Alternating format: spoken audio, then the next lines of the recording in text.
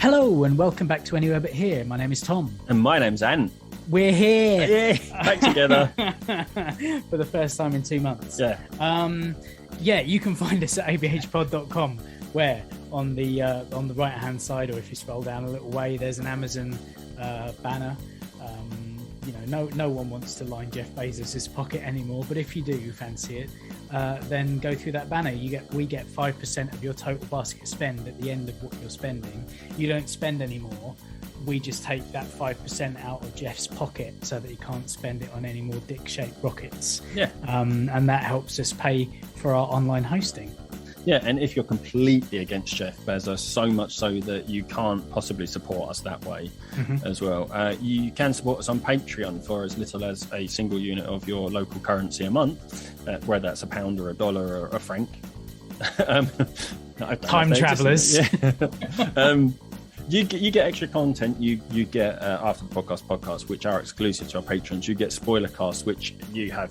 Like, our patrons have been inundated with those recently because Tom has been frequenting the cinema quite a lot. And you get those before they go out on the main feed. We release those as and when they come out on DVD. We will put them on the main feed, but before that, they stay on our Patreon page. We get YouTube content we do occasionally. You will get those earlier than we release them for the public. We also record these main episodes as on Zoom as video, so you can watch us have these conversations. What else is there? You also get this main episode, but without the intro, without this bit here, so you don't have to listen to me waffle. And like I say, that's a regular contribution, monthly contribution. It really does help us pay our hosting fees, and we appreciate you for doing that. Indeed, and actually we talk a little bit more about this on the episode itself, because one of our patrons has upped their fee so that we produce a little bit of content that we've been promising or threatening for a while. I think it's a threat, yeah. But you can get in contact with us not only on the Patreon feed, because you can get in touch with us there to let us know about the content that's going up. You can also get in contact with us on all the other social media channels, at ABH Pod on Twitter, facebook.com/ABH Pod, and you can comment on YouTube as well if you want, although you can't dislike, as we found out today. At youtube.com/ABH Podcast.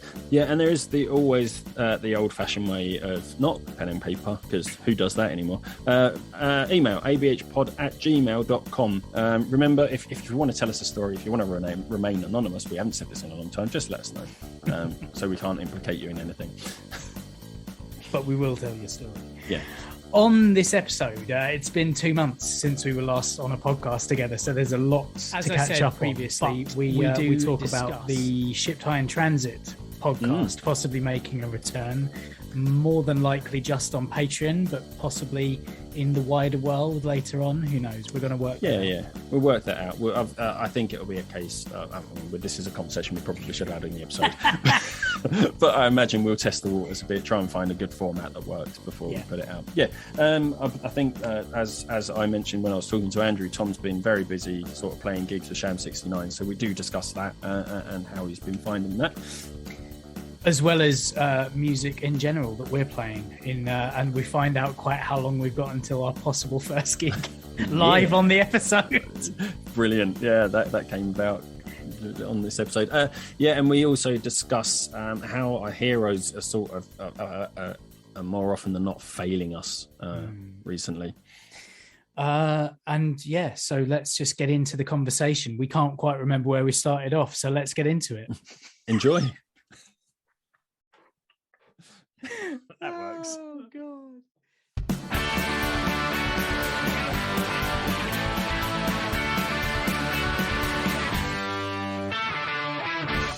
It's been 2 months since the last time you and I were both on a podcast episode together. That's 4 episodes. It has, hasn't it? I mean, we've seen each other in the meantime. We have, you know.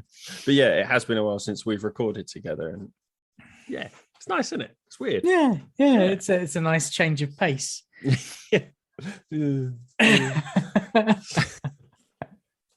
Anyway, how you been? Like, I know we've seen each other. You've been extremely busy. I mean, that's the thing. We do have conversations in the meantime, briefly, occasionally. It's been mad. Like I said I could have been on the last one, but I was sick as a dog, and it. You held the fort down for long enough. Like you say, you were sick as a dog. You literally just got back from like touring. Have a fucking weekend off. Yeah. I know you've always said like podcasting has always been like a good way to decompress, but I think that was back in like the days when your work was stressing you out and you were inundated with work and like you doing things you weren't necessarily enjoying and you were tired and just it's good to get on and have a bitch. But you've been doing stuff that has been amazing and like a really good experience. You're tired because you've been having fun and doing whatever you want. So it's very a little different. Bit of that. Yeah, it probably took me about a week to get over the kind of lack of sleep. Yeah. And even now, it's like my sleeping pattern is still a little bit screwed up. But that's because after, months of asking for more work off people, I've been given more work at the same time as, going having less time. Yeah, having less time to do it. So, I've been, it's... But having too much work is probably better than not having enough. Oh, for sure. And, with any luck... it'll be a nice Christmas this Christmas because I've done shitloads of work. And we can see people. Hopefully, you don't know that. That's right. He said no lockdown, and he said no lockdown last year, and then 3 days before Christmas he implemented a lockdown. So that's not going to happen this time. No, it won't. He would literally rather see bodies pile up. I think even if it had got to the point where it was last year. The problem is now I've said he'd better not, and then you followed it up with he'd like rather see bodies pile up, and it's kind of like, oh god, we're buying into that. But shit. Yeah, I must admit though, to be fair, I think we probably said this, earlier on, but I quite liked Last Christmas. There was no rushing around. There was no deciding how long we're going to stay at this person's house before we move on to the next person's. There is that side of it.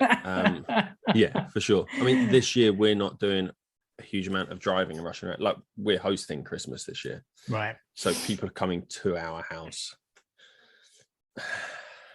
Which me being like, this is my house. I'm an introvert. This is my space. Having lots of people turning, it would be nice because it'd be nice just to see everyone. It'll be nice because we're not driving around, but there's going to be lots of people in my house.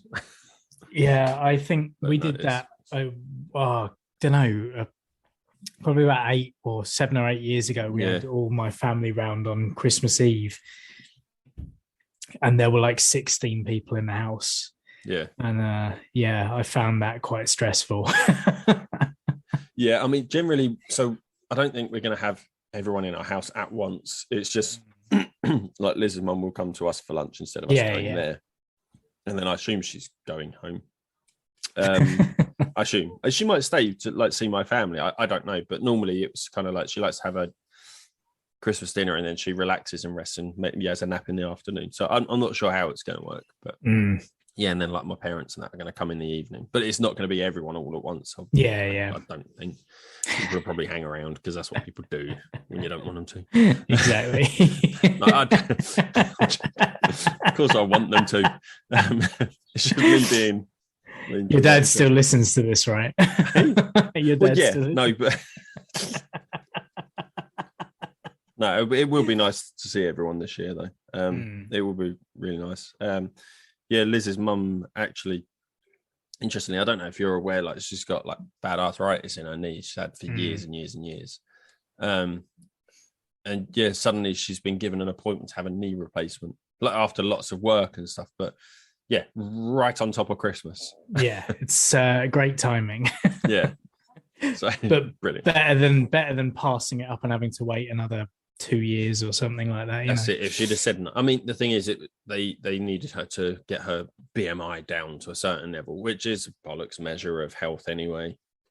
They're just off. I don't know where they're going. Out. They're leaving. Like BMI is a rubbish measure anyway. Like you could definitely see that she's a lot healthier. Like her size, she's just shrunk. They're like, oh no, your BMI is still too high, and it's kind of like, well, but look. It's ridiculous compared to where she was. Yeah. Yeah, so it's that whole. She's been exercising, so she's been building muscle, and she's been swimming as well, so it's building muscle everywhere. So her weight probably hasn't come down as much as it should, but like her size, like she's so stupid. Yeah. But yeah, no, she's getting that done right before Christmas, which is, it was such a shock though, because it was like they called her up and they're like, you've got an appointment now in like 4 weeks. Like it wasn't 2 months down the line or 3 months down the line. It's like, next month you can have your knee operation. You're like, what the fuck? That seems uncharacteristically quick. That doesn't happen. Like that they just phone up and say suddenly you've got an appointment. But no, it was that's really good, like sort of thing to come just on top of Christmas. And I think it's early enough in December that she can still do the turkey for us. Which was one of the caveats Liz said was like if you do get your knee operation, it can't be so close to Christmas that you can't do the turkey. You'd have to turn it down because I'm not cooking a turkey. Oh man, I can't remember the last time I had turkey though. Like turkey is not something we tend to do here, if I'm honest, because it's such a fine line between succulent and bone dry. You got that. You got like a 5-minute window where you need to take it out of the oven. Yeah. But I mean, generally when we do turkey these days, it's very rarely a whole turkey now. It's more a turkey crown, because if you do a whole turkey, you're eating turkey for 3 weeks after. Mm-hmm. And like you said, it's one of those meats that it's nice that one day of the year, as long as you cook it right. It's not something you want to be eating all the fucking time. No. I've found an interesting... I listened to a podcast the other day where they were mentioning it. It's an American podcast, and they're like, why is it like both American turkey holidays are within like 2 months of each other? It is quite strange. Like you don't eat turkey all year, and then you have these 2 holidays, like November and December, isn't it? Yeah. Like, I don't really understand why turkey has become the thing for Christmas anyway. Like, I know it used to be goose, obviously, but I don't know whether turkey is probably we don't. It's easier. I guess so. Maybe like goose. I mean, I don't know. No, it's an odd one, isn't it? Because I don't know what the significance of turkey is for Thanksgiving either, if I'm honest with you. I think, from my understanding, and Andrew or any other American, correct me if I'm wrong, I think it's like, wasn't that the meal that they ate at the first Thanksgiving? May well be. I think, I don't know whether, do we have, hold on, I'm going to have a quick look. I don't know whether we have wild turkeys in this country. I know they do over in America. I thought that was one of the things. It was the first meal they ate at Thanksgiving, the first Thanksgiving, you know, and then they gave them their smallpox blankets. Here is some blankets filled with a horrible disease. Have this mediocre meat and then have a blanket filled with disease. Oh no, we do have wild turkeys in this country. They've been here since 1526. Oh. Okay. Yeah. Before America was a country. We probably took them over there, to be fair. I would imagine so, yeah. Yeah. Mate, I don't... Fuck's sake. Of course, I searched turkey Thanksgiving and it's recipes. So the search is now, why turkey Thanksgiving? Always put the question in there. Since Bradford wrote of how colonists have hunted wild turkeys during the autumn of 1621, and since turkey is a uniquely North American and scrumptious bird, it gained traction as the Thanksgiving meal of choice for Americans in Lincoln, after Lincoln declared Thanksgiving a national holiday. Okay. There you go. Okay, because it's available, basically. It was a game bird. They could go out and hunt it. Yeah, it's fine. Yeah. Okay. Yeah, fair enough. We've got to the bottom of that one. Brilliant. Wow. Because that's didn't expect that sort of education when you listened. First one where it's us two back for 2 months. starting as we mean to go on. Talking about Thanksgiving. I mean, it's something that we need to start getting into more and more, and possibly scripting that kind of content as well, because 2 months ago, probably more than 2 months ago now, probably about 9 or 10 weeks ago, I met up with a group of my old friends, including friend of the show, Loz. Oh, wow. As well, who was saying that he wondered when Shipped High in Transit was coming back for sure. And I said, well, we haven't got to the kind of level that we were hoping to. Yeah. And he asked, and I gave an answer because I thought it was right, but I'm not entirely sure it was. But either way, that night he upped his Patreon pledge to that number. Yeah. To get us to that number. So I feel bad because since then we haven't been on an episode together at all to acknowledge this fact, and it seems like we're trying to avoid it, and we're really not. We're not. He messaged me, he WhatsApped me a few probably 2 weeks ago now, being like, "Where's my Shipped High in Transit episode?" We appreciate the support. No, and, honestly, I would say that 2022. We do one episode a month. I would love to bring Shipped High in Transit back. I think I did check after you sent me that message, and I don't think we still quite hit that number. Not trying to get more money out of Loz, not trying to scrunch more money out of Loz, but I don't think we quite. Because I think we did settle on a number initially. Yeah. And then we both went, oh, actually, I don't think that is enough. And then we upped it. So I think it's probably that confusion. Maybe. I believe. I'm trying to log in just to see. I'm pretty sure when I check, I do want to do it fucking regardless anyway. Add another thing to my plate. Yeah. But it's one of those things I do. Why is it not letting me? It's like you've already checked the email. Weird. Or somebody. Oh, yeah. Sorry, that was me. Oh, did it pop up on your screen? No, it came up on my phone. Yeah. Yeah, because I tried to log in just to double check. I hate two-factor authentication. In equal measure, I love it. I think it's great. But I also hate it because it takes so much longer. Yeah, which is no good for a podcast. No, because then you get this weird bantery bit where we're trying to just fill time. As I'm trying to log in. I don't even know how to find out. I'm going to be honest. I can't remember what it was that we said the number was, even, to be honest. Because originally I thought it was £15 a month, wasn't it? Yeah, but I thought... I know we had this, peek behind the curtain, people. But I think it's one of those ones where the cost of the hosting, I don't think that was quite enough. And I can't even see where the tracker is on. It's not showing up on the mobile page. Where it shows you the graph. Yeah. I couldn't tell you. Either way, yeah, we will do it. I think, I've still got quite. Well, I put all the episodes onto Anchor, so they're in a place that's free at the moment. Yes. And to be fair, if this is a Patreon thing, we can just stick it on Patreon for a while, and then in a year's time or something, put it on the main. I think we'll definitely stick it on the Patreon feed anyway, because it is supposed to be. The whole point was we're making money again. Yeah. We're making X amount of money that makes it viable. So even if we just stick it on Patreon, at least the people that are paying for it get it. Do you know what I mean? All I will say is, and we said we're going to do it anyway, regardless. Yeah. But all I will say is the actual official goal, we're like $4 short, because it's that weird thing that Patreon do. The reason we put it up was because obviously we didn't take into consideration Patreon taking a fee out. Yeah, they start. Which is why we had to. So I think we set it at a certain price. We need to make this much to be able to pay for the hosting for both. But then Patreon fees started coming out. We're like, actually, we need it to be more.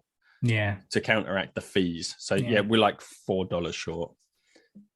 But yeah, that's it. We're $4 short of where we wanted to be, which is not a lot. $4 a month. Nah, not really. So there was a point there was a point in the conversation about 5 minutes ago where I thought, oh yeah, I wanted to tack on. It wasn't to do with us texting. It was possibly to do with writing scripts. Yeah, possibly the ship time transit thing, and sort of one of the issues I've been facing. And I don't think I mentioned it when I spoke to Andrew. Maybe I mentioned it to him, but I don't think I mentioned it specifically in the recording about and I know I've mentioned it to you about that I've been referred for an ADHD assessment. So I think, yeah, a huge amount of our inconsistencies and stuff like that is potentially down to that. So hopefully once I've had an assessment and whatnot, I should get back on track. I should be able to focus and do stuff.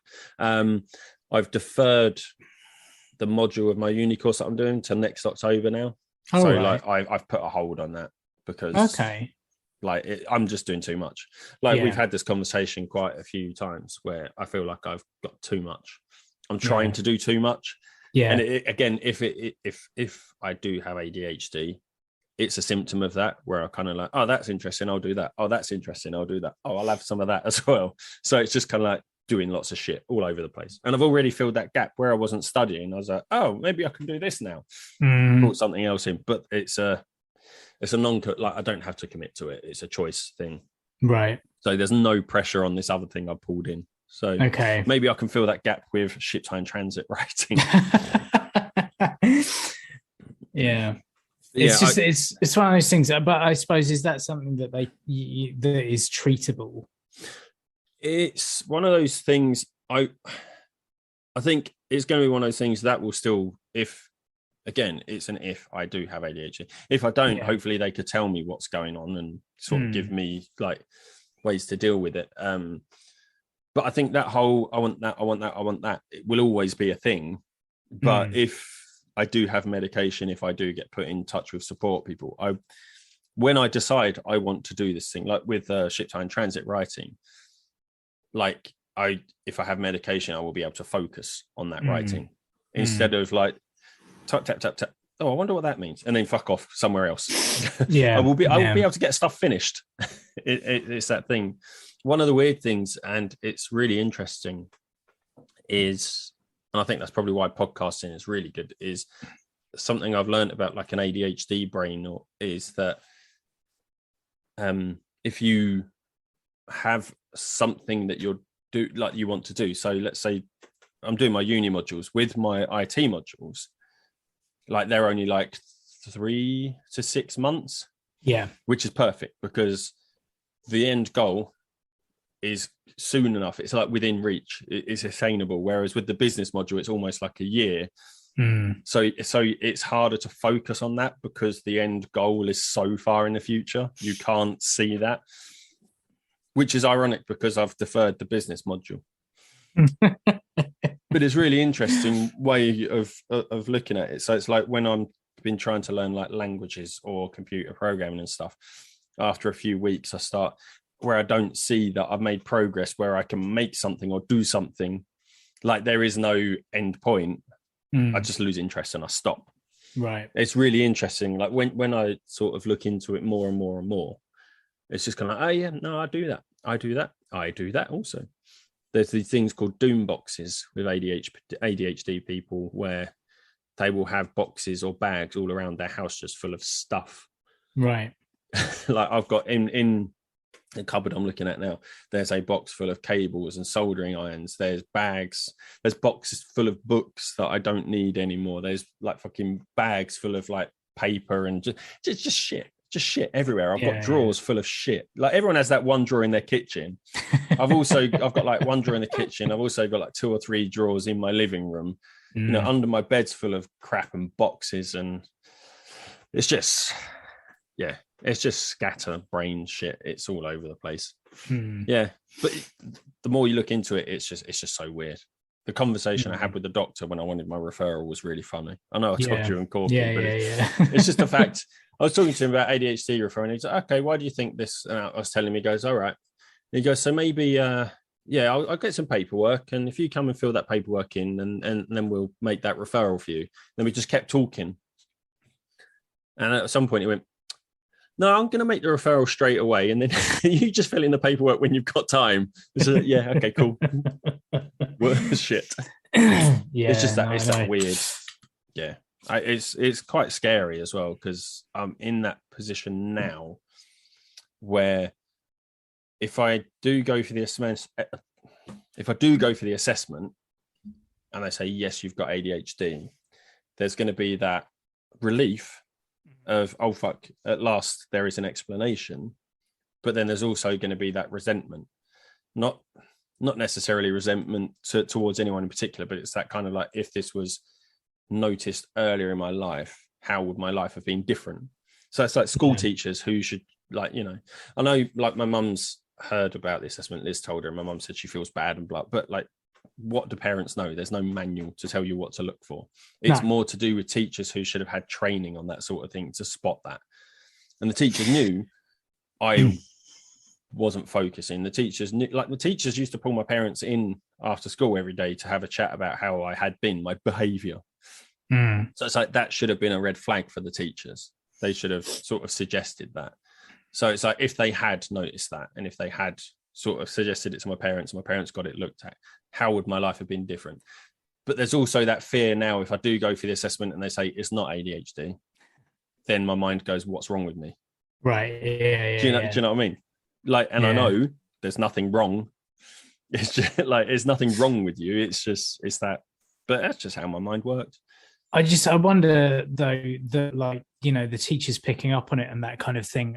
I know that people say, you know, years and years ago that, like, it wasn't a thing. Yeah. I know that ADHD was a thing when we were at school, but I just don't know whether, I know for a fact that, like, the teachers at my school had all been there for decades. Yeah. And some of them were there when my uncle was there, and, you know, corporal punishment was being administered. Yes. Do you know what I mean? Like, you know, there were a lot of teachers there that you kind of got the impression missed being able to cane people. Yes. Do you know what I mean? Like, yeah. red-faced, angry men. And women in some cases as well. I wanted to spank those children. Yeah. Like, I know what would have done him in a non-perverted way, more of an aggressive, real fucking horrible authoritarian way. It may be a little bit of both, a little bit from column A, a little bit from column B. But I went to a Catholic school after all. And you know, make that what you will. No accusations here. Accusations. Oh, okay. Yeah, I think that there was a very small cohort of younger teachers that possibly would have taken more of an interest, but more often than not, I don't know what your school makeup was like, but our school was full of older teachers who had been there forever and probably weren't bothered about that kind of thing. Do you know? Yeah, to be fair, so the two periods of time that I can remember, can I remember it, or is it stories I was told by my parents, or it's these vague memories I have as well, as like year 2. So I went to a separated infants and juniors, so it was the last year of my infant school. Right. So year 2, how old would I have been in year 2? I don't know, is that like six or seven? Yeah, I can't remember. So yeah, at that point, so there was story time where everyone sits around the mat, listens to the teacher. I can't remember how old my teacher was. She seemed old to me. Yeah. But I was 6 or 7. She was probably about 22. Exactly. So she would be there reading stories, and I would be the kid that would be crawling under all of the desks around the classroom and just not sitting still and just crawling. So that was the teacher that used to get my parents in to talk after school every night. You know, oh, he's not focusing, he's disrupting the class, blah, blah, blah. So that, to me, is I was the only kid doing that. Like, I wasn't doing it with my friends. Like, it wasn't a game we were playing. I was just off crawling under the chairs and stuff. That sticks out to me. I think she was on the younger side, but my year 3 teacher, who would have been older, but she probably was only in her 30s or 40s, you know. Yeah. But she seemed a lot older to me than some of my other teachers. She was the one that used to call me naughty and sat me outside the classroom, sitting at the desk working on my own because I'm a naughty, you know, that sort of thing. She was in the older generation. So yeah, it may not have been interesting to her. Like, she may not have given a shit. It's just being a naughty boy, you know. But the weird thing is, and I don't know if I've mentioned it on the podcast, but you know, and a lot of my friends know that I didn't finish school. And I'm wondering if being told I was naughty and I wasn't paying attention and blah sort of seeped into my head and was one of the reasons I didn't want to go to school. Like that's something that when I was explaining it to one of my colleagues at work, like I kind of came out and said, and I do this a lot where I'll be talking to someone and then I'll say this thing that I've not thought about in the past. And I go, oh, like it's that realization hits me. Because you've got an adult brain now, and you can, you can kind of draw connections between things that you wouldn't have been able to at the time. Hindsight's a wonderful thing. But who knows where things would have ended up? But I don't know, man. Like you've done pretty well in the time in between. Do you know what I mean? And you were never like a disruptive. You've never been a disruptive personality. Do you know what I mean? Like knowing you since we were 17 or 18. Yeah, it would have been 17 or 18. You weren't like what I would have considered. Not hyperactive, the obvious kind of high school dropout type person. Do you know what I mean? I've never been that sort of risk taker, sort of getting people into trouble. And I mean, maybe it's a blessing in disguise that I only passed my driving test like late into my 20s or mid 20s, because who knows what I would have been like as a young. But it's one of those things. Like I know when we were kids. I think when we were kids, so sort of 80s, 90s, it was often assumed that people grew out of ADHD. Like that adults don't have ADHD. But, it's been recognized now that actually adults do have it, but it's more the inattentive side than the hyperactive side. So I was never like a hyperactive kid, but, as kids, when we were younger, you had ADHD and ADD. They were two separate things. Now it's one. They call it ADHD, but they say inattentive ADHD, hyperactive, or combined. So maybe mine was more the inattentive side of things, and which is why I've never been that disruptive personality. I just find it hard to focus on things that I don't care about, which everyone does. The weird thing, I was having that conversation going back, for fuck's sake, here we go. This is it. I've started recognizing things now as well. Especially like when I talk about things I care about. Anyway, I've lost my train of thought. But it's just that I've never been that disruptive person. Maybe that's why. We'll see. I don't know. I've not had a date from a referral. I've not had all I've had is my doctor has said, yes, I've sent off the referal. And this is it, isn't it? Like as well, because the ball is rolling, you're now going through a whole bunch of stuff. My mind and scenarios spinning. where possibly you shouldn't be focusing on those scenarios because they're all hypothetical at the moment. You know what I mean? But I understand completely that you're doing it, because I would probably be doing the same thing as well. Like you start doubting things and then you start trying to justify things, and it's weird. It's a weird thing to be going through at like 36, but it's scary, it's exciting, I don't know. Anyway, if nothing else, it makes for interesting stories for podcasts. Exactly. We'll see what happens. We were talking just before we came on actually about the latest slew of right wing asshole musicians. People that we actually sort of look up to and sort of idolize at some point in our lives. I mean, what kicked it off was while I was waiting, like once I'd sent you the link and I was waiting, I sort of went onto my phone and I get like news alerts and stuff, and there was Eric Clapton, man. So there was a story, it's on the Washington Post actually, what happened to Eric Clapton. The guitar legend has long been inscrutable, but his COVID turn has friends and fans puzzled like never before. So he released a song called Stand and Deliver. I'm sure someone's done that in the past. Sounds familiar. But it's a song that he wrote, I believe, with Van Morrison. Yeah. Yeah, he wrote a collaboration with Van Morrison released in December, went full anti-lockdown, taking aim at the government for trying to control a global pandemic. Was that last December? No, this December. Oh, right. Because I think Van Morrison's he released a whole. Oh no, it must have been last. No, yeah, because November 11th this article came out, so it was last December. Yeah, and then I think since then he's released another couple of songs, so it's sort of like going over this year. But like lyrics in it, do you want to be a free man or do you want to be a slave? Do you want to wear these chains until you're lying in the grave? Now, one of his friends, I believe, Robert Cray, is a black man born in segregated Georgia. Like, sort of sent emails asking, "What the fuck are you talking about? Why are you talking about slavery like this?" And Eric Clapton was referring to the slaves from, England from way back.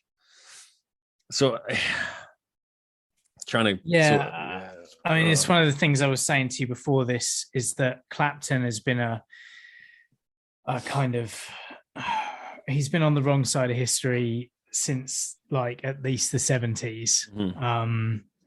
I mean, he's literally the reason that Rock Against Racism exists, which was the first Rock Against Racism concerts were put on in 1976 in London. They were put on by the Tom Robinson Band, but also featured like the Clash, the Sex Pistols, Buzzcocks, like all those kind of early punk bands. And it was because at a gig at some point in 1974 or 75, Clapton had said that, he kind of backed the whole Enoch Powell Rivers of Blood thing, which was a massively horrific right-wing racial diatribe about diluting of bloodlines because there's too many, black people in this country and all that kind of bollocks. All the interracial relationships and stuff. Clapton has, since said that he was incredibly drunk during that gig and probably shouldn't have said what he said, but it's like, well, it came from somewhere. Yeah. I mean, you kind of, back then you could explain that stuff away with drugs and alcohol because, Eric Clapton he did have his issues with substances, like substance abuse. But these days, being a sober man, releasing like these political songs about anti-lockdown and stuff like that. I mean, I don't think there's anything about him being speaking openly about like anti-vaccine and stuff like that. It's just about the control, I suppose. How the government are trying to control the nation, which I'm one of those people that I understand that the lockdowns are necessary. I have issue with like I know a lot of places like Australia have talked about mandatory vaccines. You have to get a vaccine. I don't think that's right. I think people should be able to choose. Yeah. I feel like the people who choose not to are selfish. The ones who choose not to, not the ones who can't. Yeah. There's a big difference. The ones who choose not to, I think, are quite selfish. Yeah. I also feel, but then I'm on that side of things where some countries are saying, like, if you're not vaccinated, you can't come in. I think that's fair enough. If they want to protect their citizens, they have every right to. So I agree with that side of it, where people who aren't getting vaccinated say, well, it's not fair. I should be like excluded because I'm not vaccinated. It's like, but you choosing not to take the vaccine understood the consequences of you not taking that vaccine. Like, I agree with that side of things, but I don't feel like it should be mandatory to have the vaccine. I don't think you should do that. And I think, in some ways, I feel like that's what Eric Clapton's argument is that level of control over citizens. I mean, he's taken it to people being excluded from concerts. Like, he won't play concerts where you have to be vaccinated to come into the concert. I disagree with that. Because I disagree with his stance on that. Sorry. I feel like that should be a thing, because whilst these people are saying, like, I should be able to not have the vaccine, people that have had the vaccine should be able to say, well, I shouldn't have to go to a concert where people who aren't vaccinated might be. Yeah, because despite having been vaccinated, you can then still carry the disease, which means that you take it out into the world with you, and then you've still got a quarantine and all the rest of it, because you're still you might meet someone else who hasn't taken the vaccine or can't take the vaccine, and therefore and this is the thing, is that in having that vaccine, it's not a cure, it's not a fucking cure. People are still arguing over that. Why do we need boosters if we've already had the vaccine? Well, because it's not a cure. So, I could be carrying the vaccine, not showing symptoms because I've had the vaccine. My body's taken to it quite well, and I am asymptomatic. I don't know I have this vaccine. I don't know if I've got the virus or not. This person next to me might not be vaccinated. In that case, if I give them that could kill them. Yeah, and that's come from me. Yeah, yes, I'm framing it in a way where I'm the hero and I'm protecting the unvaccinated person, but at the same time, they could have a mutated version of the virus that my vaccine isn't effective against. They could kill me. Yeah, exactly. And it's I don't know. And the vaccine does reduce transmission rates.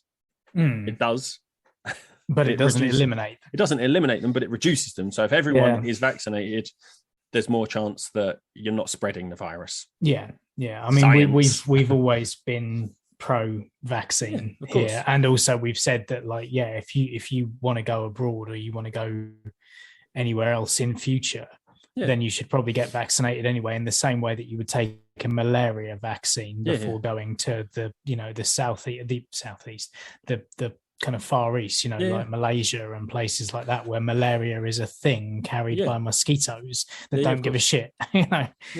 It's one of those things. Vaccines have always been mandatory for travel to certain countries. This is no different. It's all come out at once, and it's a whole world thing, but that's what a pandemic is. But it's just I feel like Van Morrison is slightly more obvious about how he feels. In his song from his album last year, which I think came out in April or May, on the song No More Lockdowns, Morrison sings, "No more lockdown, no more government overreach, no more fascist bullies disturbing our peace, no more taking of our freedom and our God-given rights, pretending it's for our own safety when it's really to enslave." Do you think they might have been in the same room when they were writing these songs, perhaps?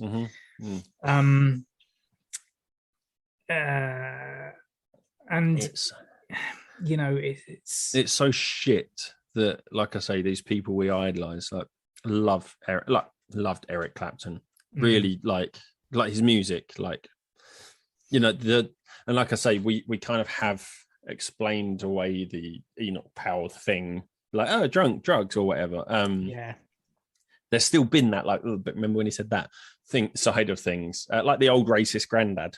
You kind of give them a pass because from a different time, but when they carry it through and keep going and going and going with it and sort of double down on it, it's got to come to a point where it's like, no, I can still like the music, I can still listen to the music, but I'm not going to support any new shit. This is my whole stance with Morrissey as well.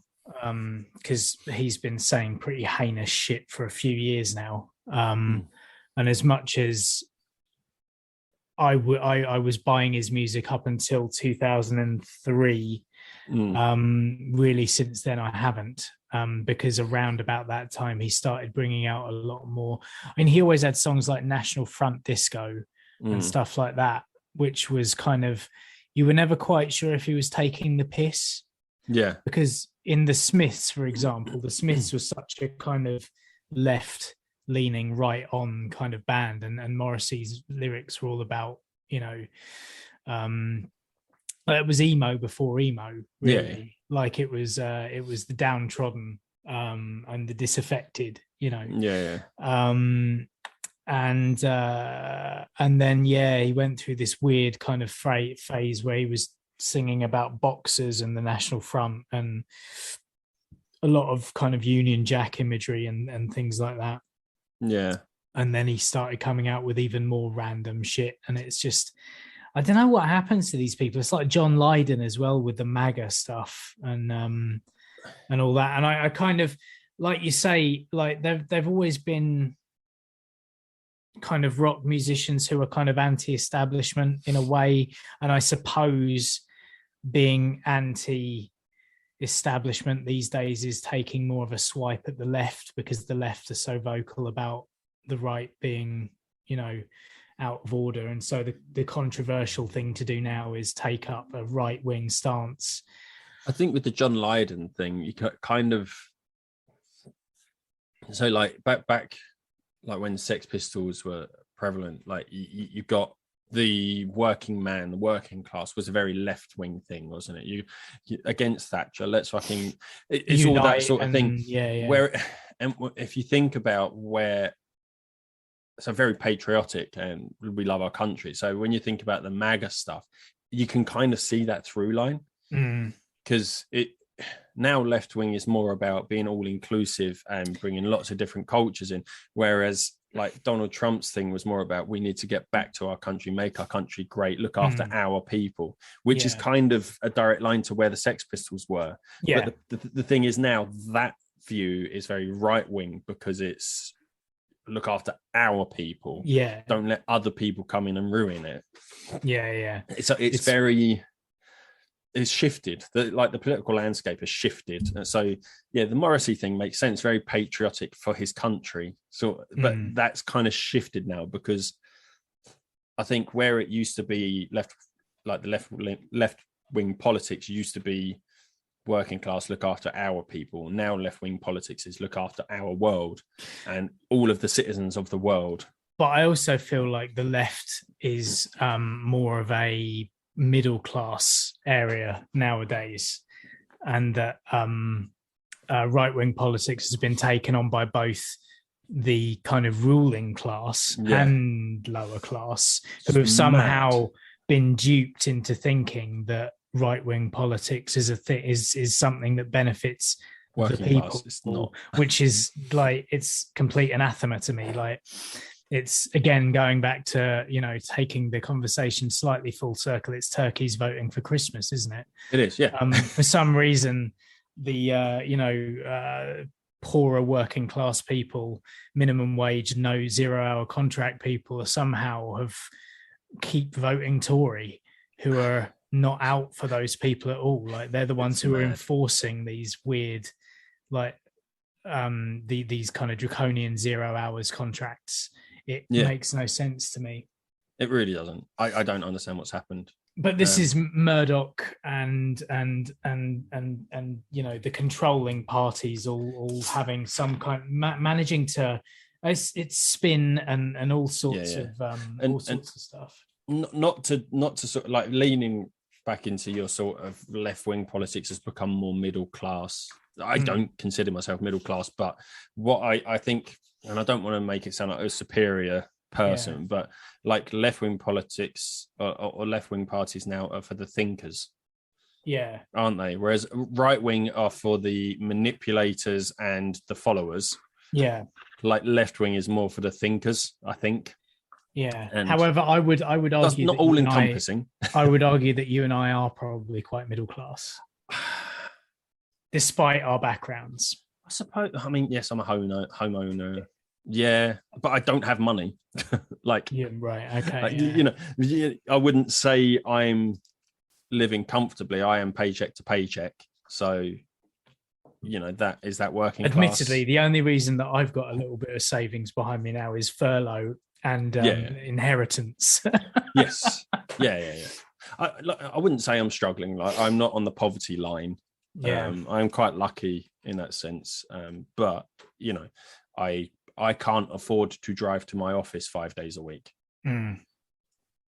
Like that's a reality I face. Like, if I had if my company suddenly went, no, we're done with the flexible working now, we need you in the office every day, I'd have to go, can I have a pay rise, or I'll look for a new job, because I can't afford to drive to the office every day.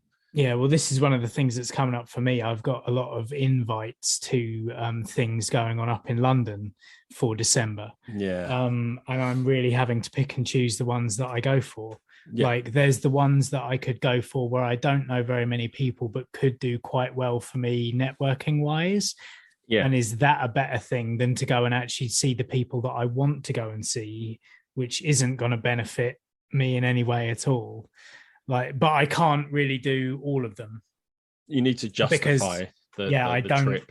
I mean, yes, you can write off the travel against tax and you can write it off against business expense, but that doesn't come in until next year. You still have to pay for it. Yeah, exactly. Yeah, it's not like working for a company where I could just like submit my expenses and get them all paid back in next month's pay. Yeah. This will take a calendar year and a bit. So before I see that, come back. Yeah. So yeah, no, I know exactly what you mean. I mean, a lot of the money, I'm not at the same level that I was at pay-wise in what I'm earning at the moment. But the only reason that I can continue to live the lifestyle that I was living before is because I don't have to do the commute. It makes a huge difference. It makes a huge difference not having to pay. Like I definitely noticed the difference when I had to start driving to the office 2 or 3 days a week. I went, oh God, I'm having to fill up my car like every 2 or 3 weeks now. Yeah. And which was a pain when it was like 60 quid, 65 quid for a tank. Now it's like close to 70, 80 quid for a tank. Yeah, I can't believe diesel. Like the price. Yeah. But yeah, weird. I think that like these musicians, it's odd that that they seem I think people tend to get slightly more conservative the older they get and the more money they get. The more money you make, the more you want to kind of look after it, and and the way to do that is to invest in things and to enter into a more capitalistic, more kind of individualistic state of mind. And I think it's that obviously there's a record of, in some cases there are many records of how their politics and their kind of viewpoint was in the 70s, and you can kind of chart the change in their personalities through their art. It's an odd thing that's that you're seeing, and obviously people do change. I mean, if you don't change and your viewpoints don't change from decade to decade, then you're probably not evolving as a person. Do you know what I mean? But my only issue with that, I don't see how people's values could change, because the things that these people were fighting for back in the 70s, like looking after people and stuff like that, just because they got money, they stopped caring about people. Like, I don't understand. Like that was an inherent part of who they were, their values as a person. And now looking at them, they're sort of going against what they held as important when they were younger. It's just so weird. But not having gone through that trend, like that thing myself, I don't know. Like, this is it. Maybe we'll my come values back to now this. are slightly different to when I was a bit younger. But maybe we should come back to this conversation in 30 years' time. And see where we stand. You know what I mean? Like, I think it's difficult to judge. Like it's hard when you looked up to these singers and songwriters. And arguably they molded our views and our values as well, like what we saw as important. Like weird. It's an interesting one, but they've just become grumpy old men, really, haven't they? But like you say, get off my lawn. Like that's what's happened. Yeah. Basically, that's exactly. I don't want to be told what to do. I'm my own. These days. Back in my day, you could say what you wanted, and there was no social media to. You can still say what you want. You can. This is the thing that people don't understand about free speech. Is like, oh, we can't make jokes about anything anymore. And you're like, well, you can, but just be prepared to face the consequences. Like, be, and also like, if you want to make those kind of 1970s racist jokes or sexist jokes or whatever, there's going to be some people out there that like that. Yeah. But, I think you'll find that generally speaking, societal view on that, broader societal views on that are different than they were 50 years ago. Do you know what I mean? Like, I suppose it's that weird thing. Like, you never leave a positive review on a product, do you? You generally you always see negative reviews, and I think that sort of happens if somebody makes a tweet There may be a lot of people that go, that was fucking hilarious, but don't interact with that tweet. But the people who are upset with it will interact with that tweet. Yeah, true. And tell you they don't like it.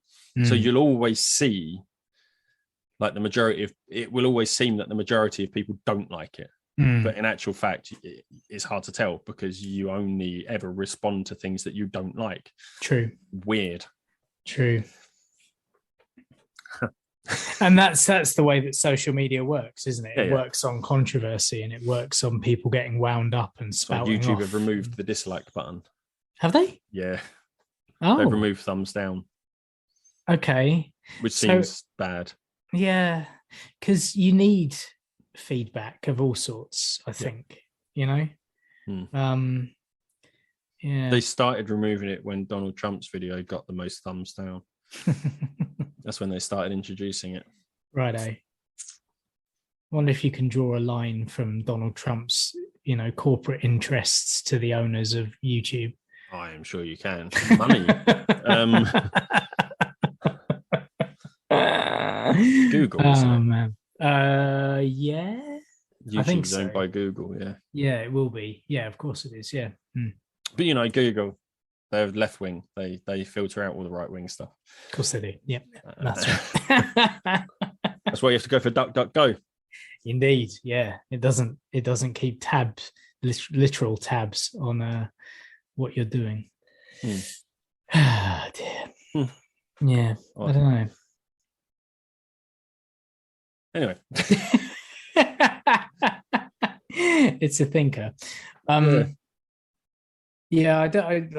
running out of room on that one. It just struck me as an odd concept, but then we talk around it and we're like, oh well, maybe bygones be bygones and all that.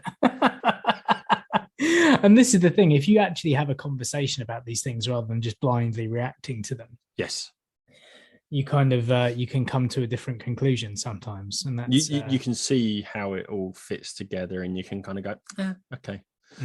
But equally, like you were saying as well, it's like, Astral Weeks is still available to listen to by Van Morrison, and I'll listen to that. And the Smiths albums are still available to. Yeah, it's like the Phantom Menace did not ruin your childhood. No, because the original trilogy is still there. Yeah, the all-female Ghostbusters didn't rape your childhood. You can still go back and watch the original 1 or 2 if you like. Even though the all-female Ghostbusters is an okay film. I'm sure it is, yeah. It is. It's funny. Yeah. It's fine. It's great. Yeah. I mean, on the After the Podcast, I believe it was After the Podcast, me and Andrew did talk about it. I can't remember. We had a conversation. I don't remember which episode it was on, if it was on the Patreon episode or the main one, but it was fine. We were talking about Melissa McCarthy. Yeah. But yeah, it's a fine film. And weirdly that week, maybe it was me that did it. Because somebody else brought it up, but we did have another conversation at work about the female Ghostbusters film that same week. Weird, but yeah. Well, it was something that I mentioned in my spoiler cast of the new Ghostbusters film. It's like I didn't go and see it because I didn't think it looked like a good film. I'm not a fan of like that kind of comedy anyway. I didn't bother with Bridesmaids just because I was like, it just looks like more of that kind of, I don't know. I know. I definitely know what you mean. Like, I will watch those films. I wouldn't say I'm necessarily a fan of that type of comedy. Some of it is funny, but it's that I definitely know what you mean though. Yeah. And it just like, I kind of wanted to go and see it, but at the same time, like I just know that it wasn't for me. Yeah. So, and whereas the new one, yeah, I do still need to see it. I really, really do. And I know you messaged me and was like, "Are you going to watch it? You need to watch it." Like, yeah. It's well worth watching, I think. But yeah, for sure. Yeah, I will watch it. I will watch it at some point. What did I watch though? I started watching last night. Liz and we started watching True Story. I don't know if you've had a look at it at all. It's a Netflix show. It's got what's his name? The comedian does films with The Rock a lot. Kevin Hart. Kevin Hart, yeah, it's him, and it's more a serious side of him. He's a really good actor, which you find a lot of comedians are good actors. Yeah. A lot of comedy actors are great serious actors. It's a really interesting show. Okay. Really, really interesting. What's it called? True Story. Right. Yeah. What's the premise? So it's a stretch, but Kevin Hart plays a stand-up comedian who makes films. Okay. Right. So it's a real, he's really kind of, oh, how am I going to get into character for this one? Exactly, yeah. But yeah, he plays a comedian. I don't know. It seems that there was a bit of an issue, but like I think he had like issues with alcohol back when. Like it's not a massive part of it as such. His brother was played by Wesley Snipes. Oh, right. Who I didn't recognize straight away. And I was like, fuck, that's Wesley Snipes. But sort of, I think Kevin Hart's character has made a superhero film. And now he's gone back on tour as a stand-up comedian. He's got his team around him. Like he's got his therapist and his manager, his bodyguard and a writer. But his brother sort of comes back into his life, and his brother's someone that's always caused him issues. And so they're all a bit like, oh, fuck, he's come back into it. But yeah, like, like the first episode, they sort of go out and they celebrate, and his brother's like, "Oh, have some drinks." He's like, "No, I'm sober." You know, just have the one. So they start drinking, then women come along, and then he wakes up the next morning, and the woman's dead in his bed. Oh, right. So it's kind of like having to deal with, how do you deal with that? And Billy Zane comes in as this Greek sort of gangster to get rid of the body, who then bribes him, like who basically blackmails him. Right. And it's just like it's so good. It is good. Like we got to the end of it, and I was just kind of like, "Wow, this is really cool." I'll have to stick that in my watch list. Sure, it's really, really interesting. Yeah, Kevin Hart, great actor, a really good actor. Yeah, like you say, it's not a surprise, really. I guess because so many, like you say, so many comics. And the thing is, it seems like, oh, it's not a surprise. He's playing a stand-up comedian who makes films. It's like, but outside of that, like actually, but it's like, you know, when I mean, everyone points to Robin Williams in Insomnia, is it, or 24 Hour Photo? Yeah. Incredible performance. Yeah, and even Good Will Hunting as well. You know, like he's incredible in that as well. It's not as good as everyone says it is. Oh, really? Okay. No, it's really not. But it won an Oscar. Yeah, I know. Who'd have thought Oscar-winning films not as good as other non-Oscar-winning films? Back to that circle jerk thing, isn't it? But I mean, I'm trying to think what I've been watching. There's been a lot of really good music documentaries on BBC Two on Saturday nights. Right. They've done like entire nights of various people. Okay. So last night was Phil Lynott. Oh wow! They did a documentary on his life. Then they did a Thin Lizzy at the BBC concert, and then there was another thing about rock in Dublin and Belfast. The week they're going to War of the Worlds. I haven't watched it all yet. Oh, okay. Because that's a real departure from what you'd expect. Yeah, did he do War of the Worlds? Yeah. Okay, interesting. He is on the Jeff Wayne War of the Worlds. Is he really? I didn't know that. Yeah, he plays. Who does he play? The artilleryman, I think. Okay. Huh. Yeah. My dad told me that. What? No, the only reason we didn't watch that last night is because it started at 10 instead of at like 8 because the snooker was on.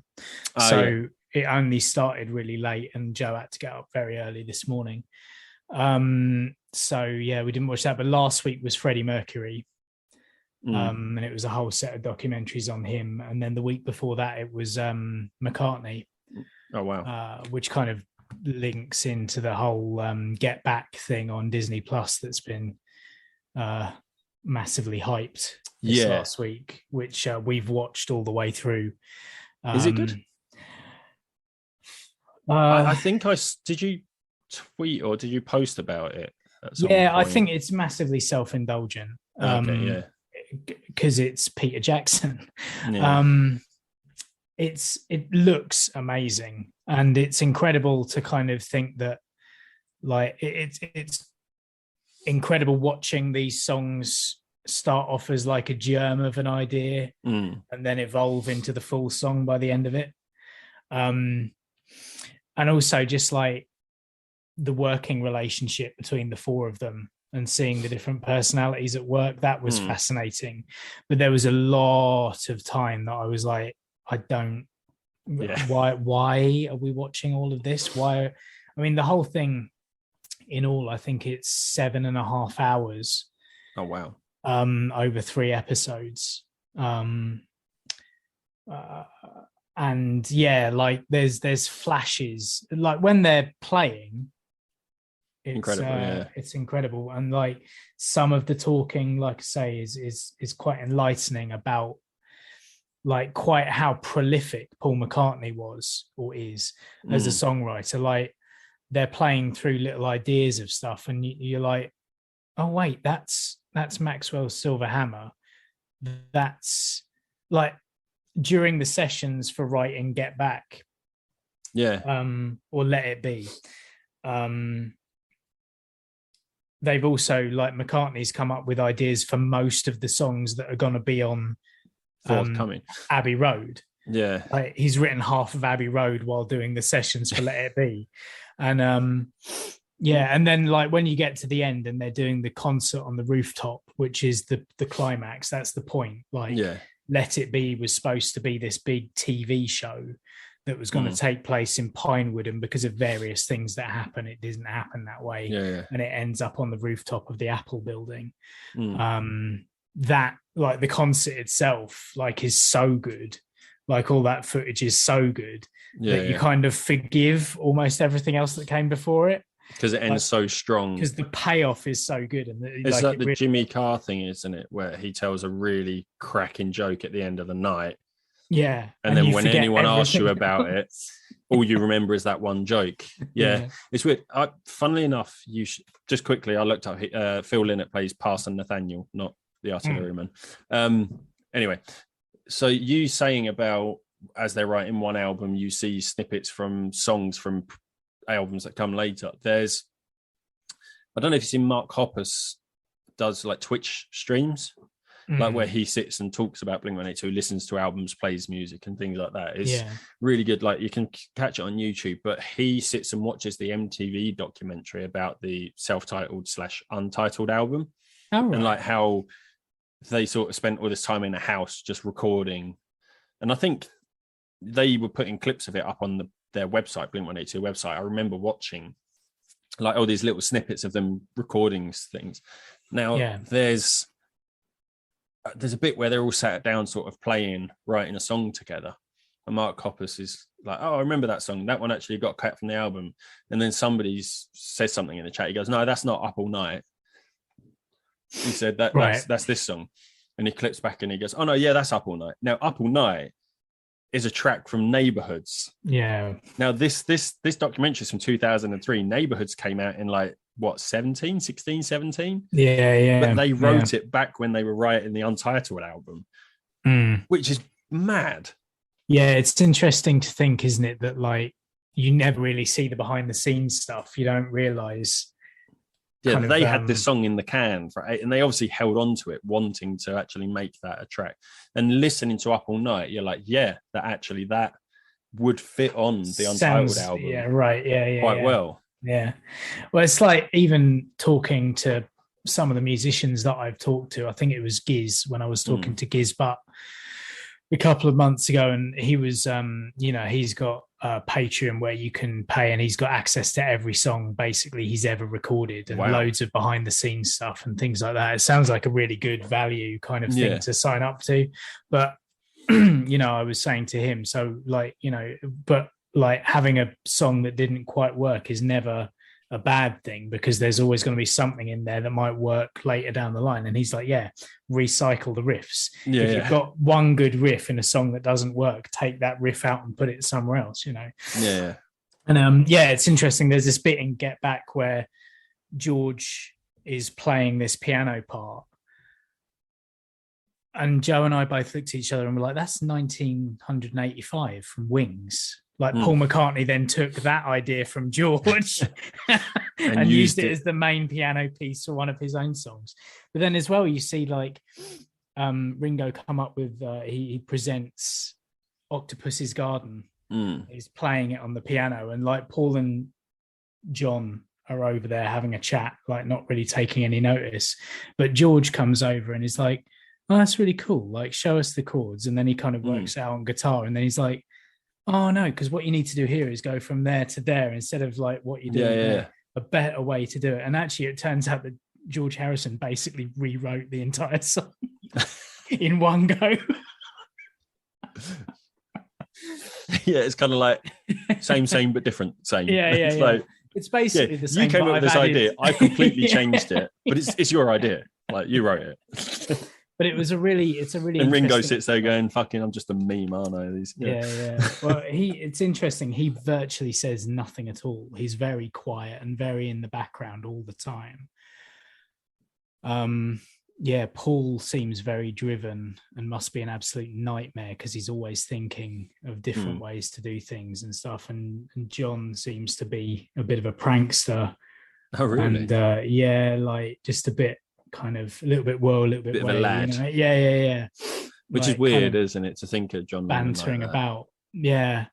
And then George kind of wants to get on with stuff, but they all play various things in this thing, and you're like, well, that's George Harrison solo thing, like, and you can see the breakup happening because they're all working on their own stuff as well.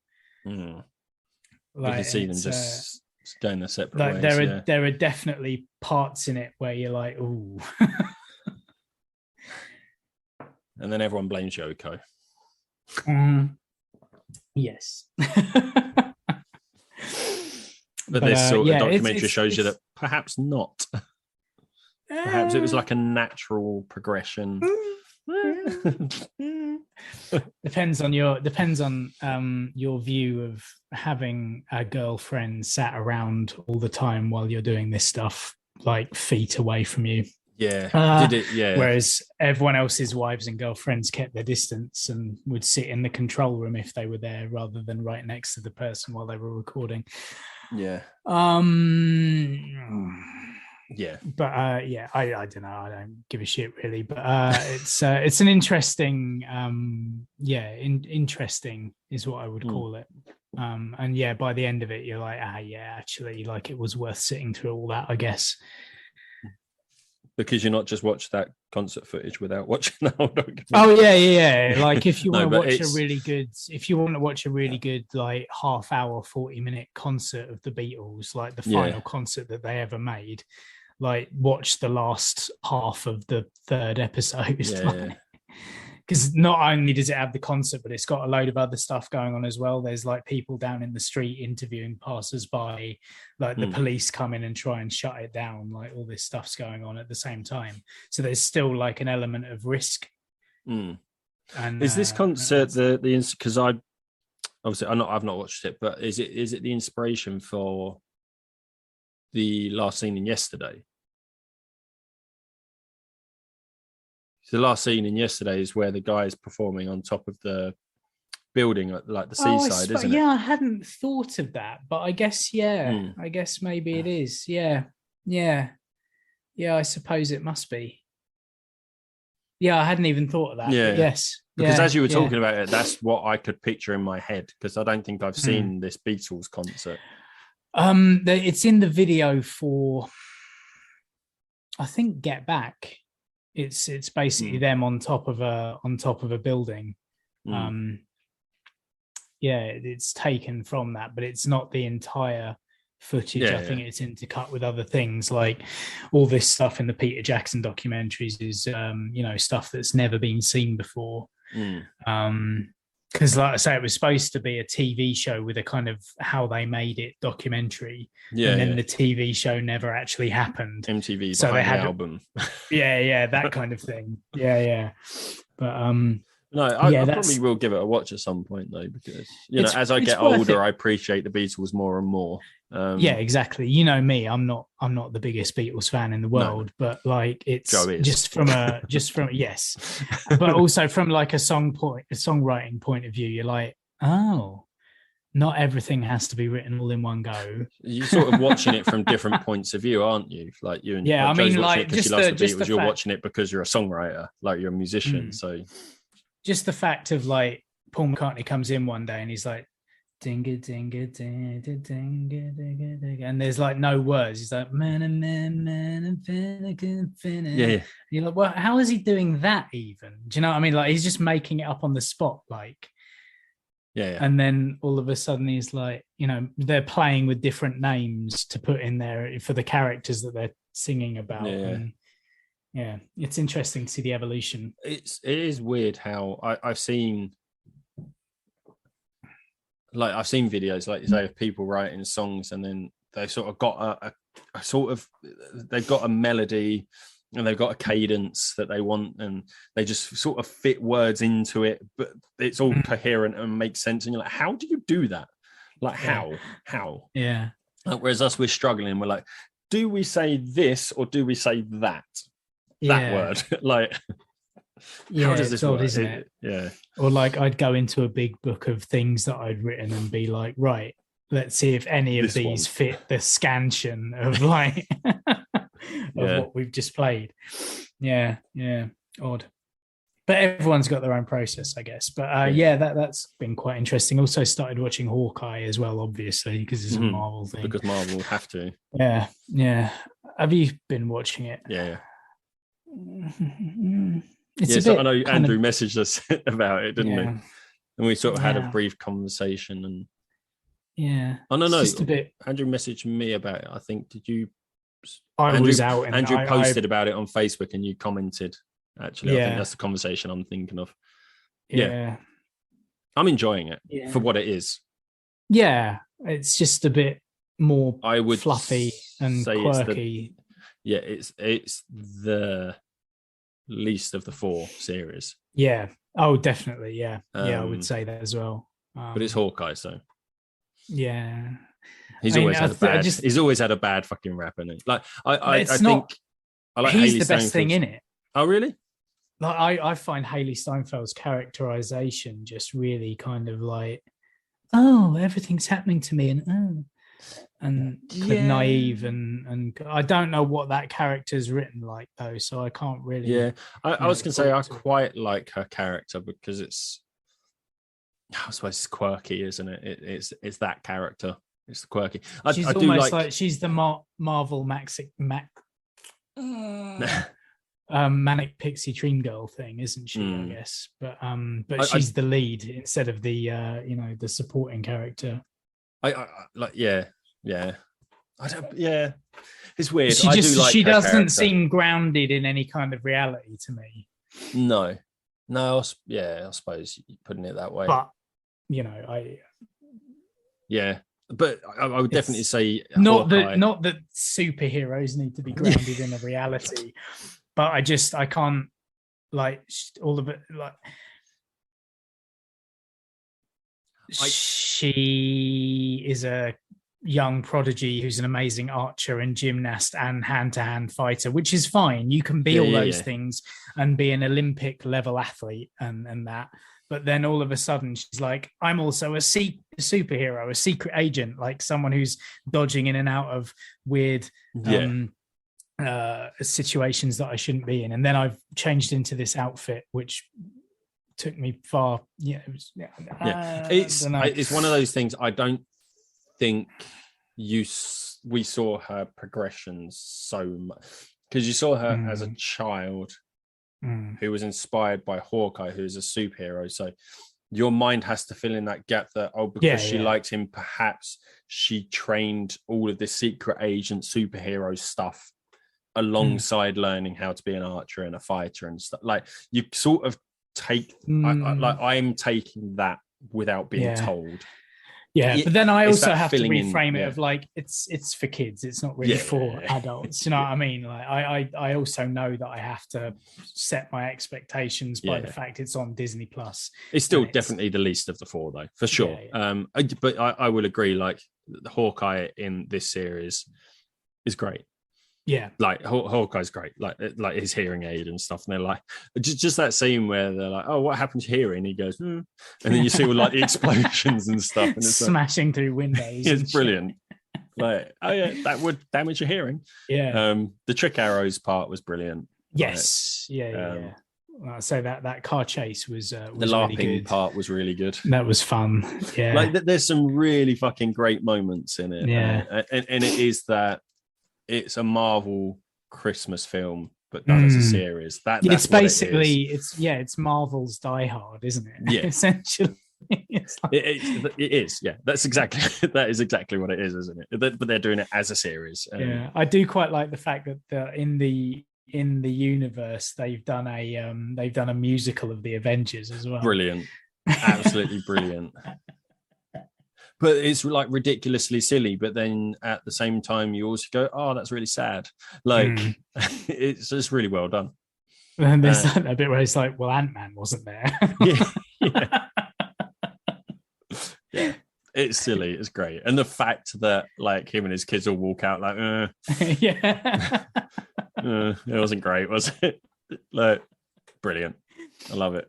Not everything should be a musical, is essentially what they're saying. So don't get any ideas. Yeah.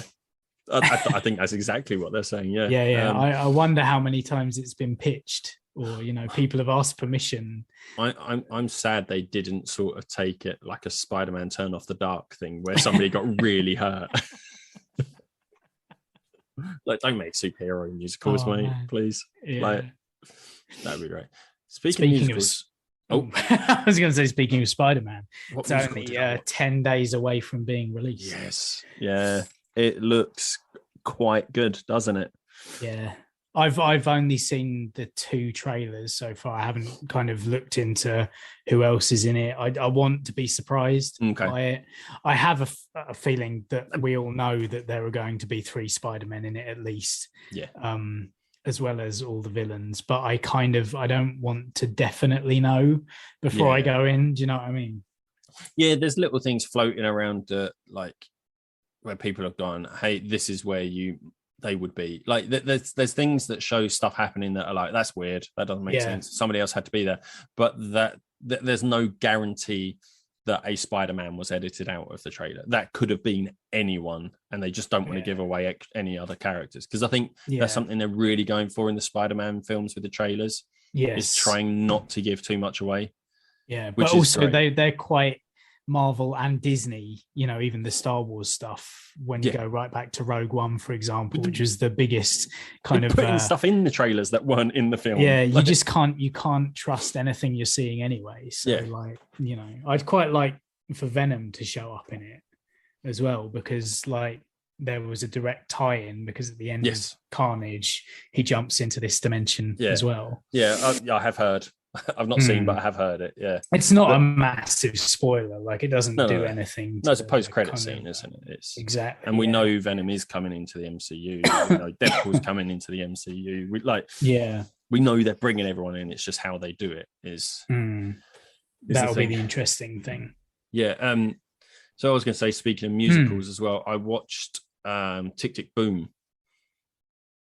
Have you seen Tick Tick Boom? Do you know what Tick Tick Boom is? I think I've heard about it. Andrew Garfield. Oh, that's right. Yeah. Is that on Netflix? Is it? Yeah. So it's about Jonathan Larson. He's the guy who wrote Rent. So it's that's right. Is it a biography? It's like a biopic. Yeah. So Jonathan Larson did a one-man show about a musical that he tried to get produced. So he tried to produce this musical, it didn't work. So then he did a one-man show about it. This film is a film adaptation of the one-man show about him writing that other but yeah, it's fantastic. It's so good. It's great. Like, it's a musical. It's definitely a musical. It does look good. Like, and Andrew Garfield learned how to play the piano and to sing for it. He's great. He's fantastic. Yeah, he couldn't at the time. No. Basically, he was like, Lin-Manuel Miranda was like, "Oh, can you sing?" And he was like, "When do we start filming?" He's like, "In 6 months." He's like, "Then yes, I can sing." Yeah. and he's great. Because at the end there are clips of Jonathan Larson, like a recording of Jonathan Larson's thing, and you watch it after watching the film, and you're like, holy shit, Andrew Garfield acted the shit out of this film. Right. Like, it's brilliant. It's great. Like, I love musicals anyway. I like Lin-Manuel Miranda, so anything he does, tick tick, boom. So there's a thing, like Lin-Manuel Miranda watched a performance of Tick Tick Boom, the stage show. I don't think it was the Jonathan Larson one, or if it was like a reproduction of, like a production of it. But he said he watched it in the audience, and it was the thing that made him go, yes, I definitely want to do this. And then he's now directed the film of the show that made him want to do this. Like, it's pretty, like, full circle. It's great. Yeah. It's great how that shit happens.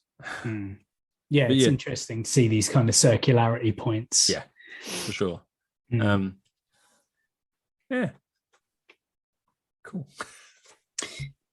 I just trying to think of other things. I mean, everything else that I've kind of seen and watched is generally in the spoiler cast on the Patreon. Yes. So if people want to go and listen to those, then you've got to pay for it. Yeah. That's it. Yeah. And I know you did Squid Game. You've been watching with Joe, didn't you? With Joe, yeah. I've finished. I watched it. You finished the whole thing. Yeah, I think the last 3 episodes I watched in one day because you can't not. No. You can't stop. Yeah. No. We got very much like that with the series. I think we were watching at least 2, if not 3, in a go. It was something that I had a vague idea of what it was. I was wrong. It's totally different. Yeah. Like, the amount of storytelling in it is incredible. The acting. I'm assuming you watched the subbed version, like with the original dialogue, because why I don't think it would have been as impactful with the American chat over the top. I've heard that both the dub and the subtitles are off slightly as to what the actual lines in Korean are. Yeah. But the dubbed version is more off than the subtitled version. Yeah, and if the dub is anything like the American actors you get in the film, I don't want to watch that as a whole. Yeah. They're the worst. That was not good. No, that was not good. They were like, here's some American and European actors, and they're going to explain everything that you already know is going on. Yeah. Like, okay, they're not good actors either. This works as exposition if you have no idea what's been going on, but you've seen what's going on, and now they're telling you what you've already seen. And it's the lines, and in a bad way. And it's the lines of like, oh, you chose 69? You're like, oh no. If I can't have 69, I'm gonna have 96. You're like, oh God, fuck off. If nobody else kills you, I want to. Yeah. Oh God. It was an odd choice, but then, I mean, you're not supposed to like those characters anyway. No, exactly. Yeah. But I think it was a great representation of probably how Koreans see Americans. Probably, yeah.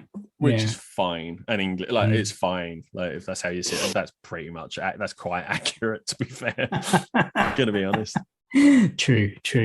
But yeah, it's when you were saying about the end of episode 6, for example, and I can't. There was part of me that was like, just wait. Mate, I can't talk about it. It destroyed me. Yeah, and then the just wait part. Episode 6 though, like I genuinely had to stop it. I was sat in the chair with my iPad, just tears down my. And Liz was like, "Oh my God, are you okay?" I'm like, "This fucking what?" Yeah, Joe and I were both in tears at the end of that one as well. But I think we were then like, we've got to watch another one because I don't want to leave it on that. Like, I don't think I'll come back to it if we leave it on that episode. It absolutely destroyed me. This is broke me. The Marbles episode. Yeah. For anyone who doesn't know. And I think a lot of people probably got upset at because there's 3 points in that. There's 3 points that happen quite close together that would absolutely destroy everyone. It was the first one that destroyed me. Yeah. I think it was the first one. It wasn't the betrayal. Number one. No. No? Not that one. Okay. That was the last one. Not that one. Okay. It wasn't the betrayal, and it wasn't the number one. The girls. Yes. Right. Yeah. Fucking killed me. Yeah, that one got to me, and that's what made the last one. Like I was already like yeah. It's like they brought that character in. Yeah. And it was like, well, clearly she's a complete badass and is going to kind of ride this one out. And then no. The next episode. But it's how... I don't want to spoil it for anyone. Yeah. I feel like everyone needs to watch it. It's a completely kind of selfless. It goes completely against her character. Yeah. Completely. And it's like she comes in one episode and you're like, oh, she's great. She's funny. She doesn't give a shit. Like you say, badass. And the next episode, she's like, oh, mate, she's like, oh, we'll do it like this. And you're like, yeah, cool. Like, she's great. They're just going to come down to the wire. Like, based on who she's paired up, like, that it's not. But it's not going to play out the way you expect. The way it happens, you're like, oh, that's so. It's heartbreaking. It's so sad. I think I was like, no. Yeah. What are you doing? Not like this. Not like this. Because you get so invested in it. Like, maybe people don't, but I definitely did. I was like, oh yeah, I was in. Because the thing is, you kind of put yourself in those situations yourself, don't you? And like Joe and I were talking about like various ways that we might have, gone about doing things in various games. But yeah.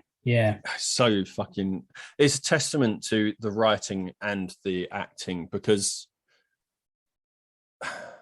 like the fact that this girl comes into it in one episode, and by that point of that happening, you care about her. You're so invested. Want her to make it like she's great. Yeah. You love her to bit like, and mate, it just ripped my heart out, that episode. Yes, completely. I'm a little bit wary of what a second season is going to look like, because it's going to be totally different. Yeah, it can't be the same thing, because what the fuck was that boy band haircut all about at the end? That apparently, I read a thing with the director, because that totally threw me as well. Yeah, I looked at it. I was like, is he trying to join BTS? Or, like, what's going on? Like, the director said that it's something that he would just never. It's a kind of outward sign of the trauma that he's still suffering with, and it's like it's a hairstyle and color that his character previously would never ever have had. Makes but sense. It's like this kind of outward, like, I'm so fucked up by what's going on, I have to do something really radical to my look. And also, like, the red is a symbol of rage and things like that. So that's what the director says. But it's one of those things you have to go looking for it to understand it, like, which it is wasn't obvious. But I see this, like the next series will be like him and the cop. I think like just fucking hunting people down and just fucking killing them. Like that's all it can be, right? Like him going for it, or the cop though. How did he? But we didn't see. No, not necessarily. No, but yeah, I know what you mean. Because this is the thing with number one. Joe was like, he's not dead. Like, even though we were crying, she took like a couple of seconds and was like, nah. I think by like maybe episode 3 or 4, I was like, something about him. There's something. When you know, and you go back and like you watch and then the end of the Marvel episode, I was like, we didn't see. This is a Game of Thrones thing. If you don't see it, well, it's happen. TV and film in general. But I was so like, by that point, you're supposed to be so distraught that you miss that detail, and it totally worked for me. I totally did not miss that. Nah, I don't know. Nope. No. No. But you go back to episode 1 and the red light, green light, and you see the joy in his face while he's playing that game, and you're like, oh yeah. Yeah. Oh yeah. Totally. Mm. Like he's loving it. But yeah, I love back to my childhood, but you never heard his story of why he's there either. Mm-hmm. So yeah, I did pick up on that. But I don't like it was just so well done. It was so good.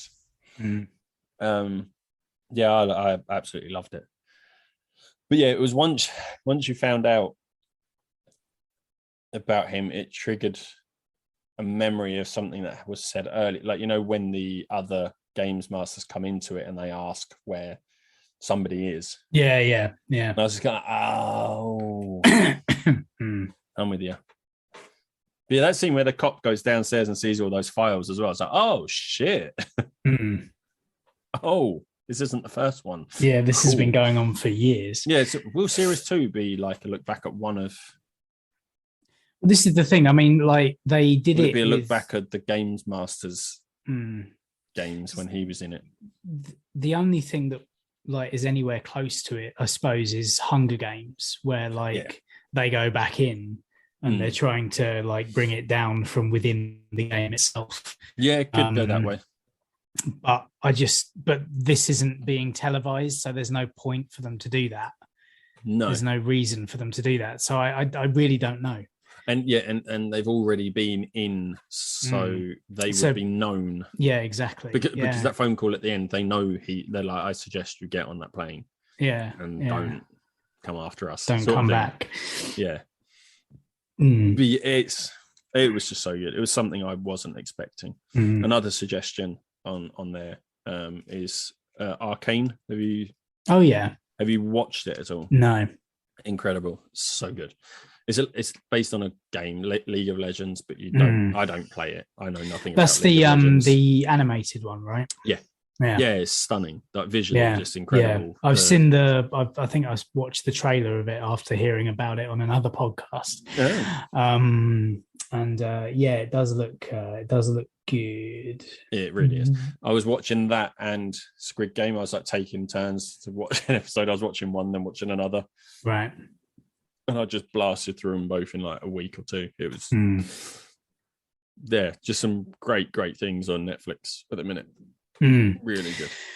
Yeah, which is good because it's that time of year where like the evenings are drawing in, and all you really want to do is exactly. Bag of popcorn, yeah, beers with my fucking Brewdog advent calendar. It's amazing. Yes, but I haven't opened today's yet. I don't know why. Yesterday I had a punk classic. The one day before was a Hazy Jane Guava. Oh, I haven't had that. I like the Hazy Jane, and I like guava drinks. So Hazy Jane Guava, brilliant. It was nice. This white chocolate and raspberry IPA was not. No, it's weird. It's oh shit, I've got a delivery. I think have I? Maybe I don't know. Don't look like a delivery driver. A big high vis vest on. So. In it, I think there's like 5 or 6 exclusive beers for just the advent calendar. So I don't know which one's which. But yeah, there's some great, they've all been nice. Just some a lot nicer than others. Yeah, I picked up a Christmas pudding and vanilla stout the other night. And that wasn't nice. No. That's the weird thing, that I opened the white chocolate and raspberry one, which was one of the big cans, nice pink can. You're like, oh, that looks fruity, that looks really nice. I drank it, I was like, I don't taste either of those things. Like there was a hint of raspberry sometimes, but I didn't get white chocolate whatsoever. But yeah, you win some, you lose some, I guess. But no, there are some interesting combinations out there.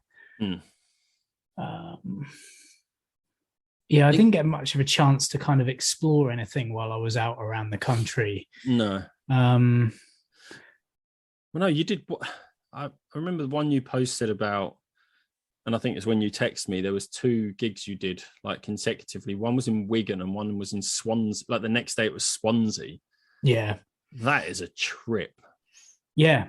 Yeah. I mean, it was 4.5 hours, 5 hours from here to Wigan. And then it was about 4.5 hours down to Swansea the next day. But we weren't staying in Swansea. We were staying in Port Talbot. Oh my God. Which is 20 minutes drive from Swansea. So like we got to the hotel, chilled out for a bit, and then had to drive to the venue in Swansea. So like, yeah, it's a lot of traveling, which actually like that's what takes it out of me more than anything else. Yeah. It's like I've always had that after a long drive or a long flight or something, even though you're not really doing anything, your body, I think, knows that you've moved a long way. But you're also, if I remember rightly, you're not somebody who can sleep while you're traveling. No. Whereas some people will, and that'll be fine for them. Like Liz sleeps when she's traveling. So she's like there. She gets in the car, sleeps, she's there. I try, but I fail most of the time. I tried to do some work on the way up and it made me feel a bit sick. So I just did what I could. And then stopped thinking stupidly that I would have time to do a bit more when I got to the hotels. It just never happened. Which is why I've been downtime in Swansea, didn't you? Only a couple of hours, like literally. But then we probably, the way it worked out, I could have had about 4, and I could have got a lot of stuff done or really rested up properly as well.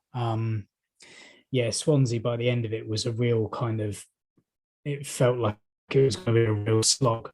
Like we got to the venue, like me and Paul, but Ian and Tim took ages to get down from Wigan, and we were at the venue for the best part of an hour before they even turned up. So we could have stayed at least another hour in the hotel.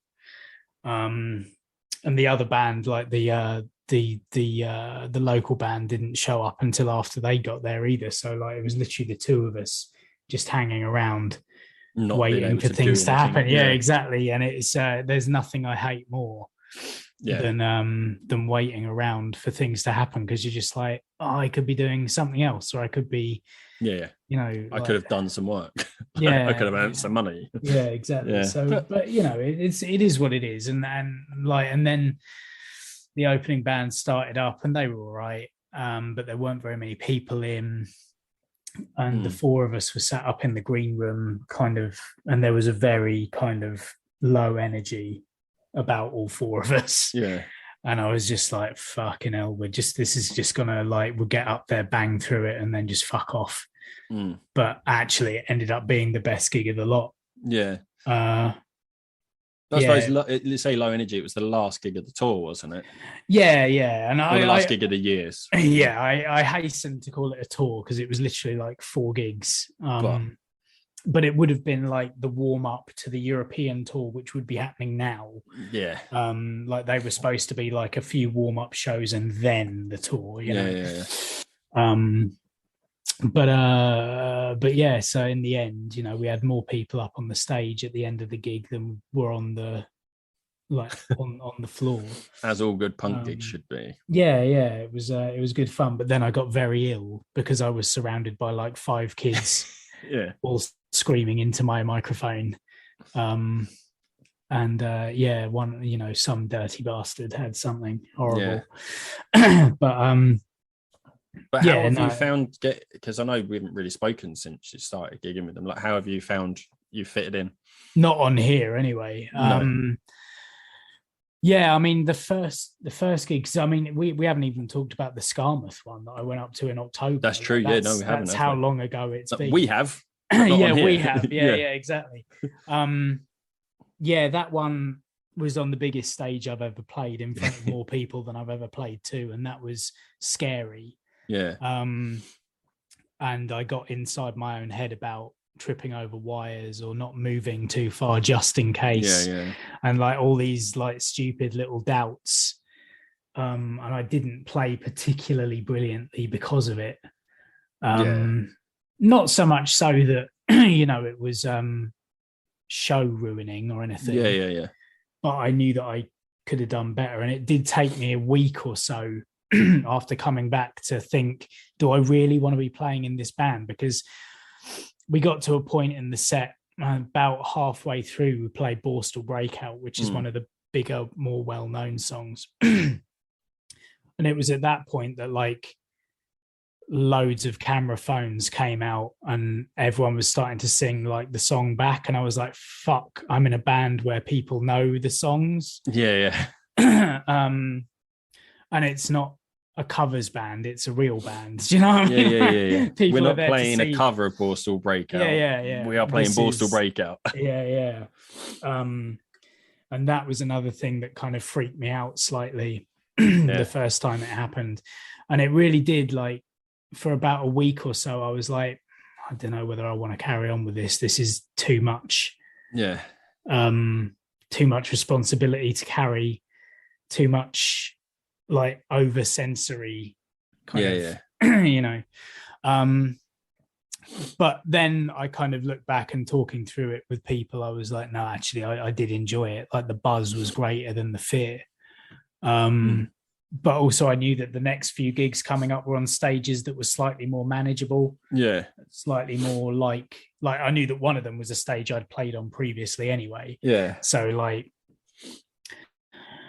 yeah. And then every show since then has been better and better. And I've kind of got used to it. And learning to deal with people getting up on stage who are there to have a good time rather than just because they're drunken idiots thinking that they can get involved with what's going on. It's been a real, I'm gutted that, you know, the tour in Europe hasn't happened, but I think that it's probably a better thing that it has been cancelled, because it gives me more time to kind of bed in and kind of get to know the rest of them. Because again, Skarmouth was a weird thing because we were all in the same caravan sharing a space with one person that I know quite well but not that well, then two people I knew virtually nothing. You met once. yeah exactly. One of whom is a guy you've been listening to for years on a record. And so there was a weird dynamic there where I'm like, I literally don't know what to say to these people, because like, but I've got to make some sort of impression, but I don't want to say something that makes me look stupid, or, you know, there's all these things. And then after a while, it's been like, I'm much more kind of comfortable. You know, I've shared much more space with them now and kind of getting to know them much better. It's been a process, but I'm getting there. And I think, like I was saying, it's probably better that I don't now go for like 3 weeks in a van with these people, because I still don't know them that well that I might like piss them off, or they might piss me off and I react like a fucking idiot. Or, do you know what I mean? Like, it will happen because I can't sleep in moving vehicles, and a lot of the time you're in a moving vehicle. And then the other part of it is sharing a room with someone. I snore, he snores. Brilliant. Do you know what I mean? The night after Swansea, I got virtually no sleep at all because he got to sleep quicker than I did. There's always like a race, isn't it? There's a race between the two that snore. Who's going to get most sleep tonight? Whoever falls asleep first. It's awful. So, you know, but, you know, it looks like things are starting to shape up for next year now. And, so are you meeting up with them in the meantime before, like, are you doing any practices or anything? They don't really practice. I had two. They don't collectively. Yeah. Yeah. You show up to the gig and you play the songs. Like, you should have learnt them. Yeah. That's how it is, basically. Wow. Yeah. Like, I had 2 practices before the Skarmouth gig, mainly A, to meet them, and B, to prove that I did actually know the songs, rather than just have me turn up randomly. But they very rarely get together and practice at all. Don't socialize. As far as you know. Not as far as I know. But I suppose it's one of those things that there's no need to practice as such, because the songs if you want to learn the songs, you've got the tracks there recorded. You can just play along to the tracks. Also, we're not writing new material, so there's nothing to practice. No. I'm writing an album at the moment with them. Yeah. For them. Yeah. But you don't practice. No. So that's come up with some ideas, submit them. When we get into the studio, we'll work on them. If we go into a studio, I mean, it might all be being done remotely. I don't really know. Oh wow! Obviously, they released an album last year. Yeah. Which was all done remotely. Wow. Yeah, exactly. So I don't really know, but this is like something that's going to happen in March. Like the album needs to be done by the end of March. Jesus. So yeah. Interesting. Yeah. Wow. I've not written a song in a couple of years. Yeah. And even then I only wrote kind of bass notes on top of the original thing that was there. So yeah, it's weird. I haven't written a full song since Free Spirit. Yeah. Jesus. So you got to come up with ideas for tracks. Yeah. And submit them. Wow. So I'm kind of getting my head around that at the moment. I haven't heard anything of anyone else's yet, so I don't know. No one's done anything brilliant. As far as I know. But it'll be an interesting thing. So yeah, like all the kind of the older songs are down and they all know them. But we do still play like a few songs off the record that came out this year that people are not so well versed in, and but it all seems to come together on the night. It's mad. The interesting thing is I'm not the only one making mistakes, which is good. If I was the only one screwing bits of songs up or like playing a bum note here or there, you'd be running for the hills. I would have jacked it in by now, I think. But the fact is that Tim has added a verse into a song that should have been a bridge. And we had one song completely break down on us somewhere. Can't remember which. I think it was the Widnes gig.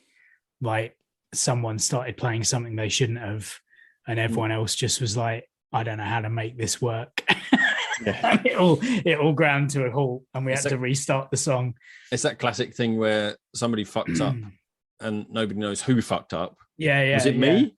Yeah. Did I fuck up? I have no idea. I originally thought it was I originally thought it must have been me. Yeah. But then like the guitarist was like, no, it was the drummer. Like he started playing something he shouldn't have. And I was like, but I heard a different guitar line. Yeah. The bass line I was playing. So either I did it or you did it. Yeah. But no one knows. Well, we all collectively did it somehow. Yeah. So we all started. It was like almost like playing, start off playing a different song each or something. Yeah, we've done that before, haven't we? We've done that before. What do we play? I don't know. Let's all just start playing something on purpose. Yeah, in the practice room. Yeah. Let's all just start playing something and see what happens. But yeah, and like, our stuff is coming together quite well. Yes. Yeah. But like, I think the way that I sometimes see things is I'm like, I'm almost in that state of like, well, I know these things and I turn up to practice to play them.